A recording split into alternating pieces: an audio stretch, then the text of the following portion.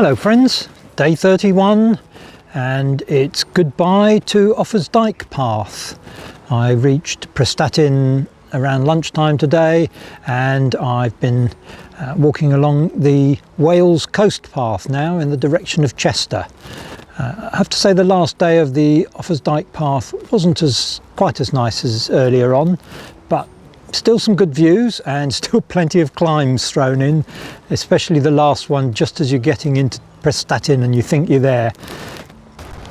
Well, I have got a sea view tonight, except that this is probably the worst pitch that I've had so far because I'm pitched on pretty much solid concrete. I've had to excavate to get one of the pegs in.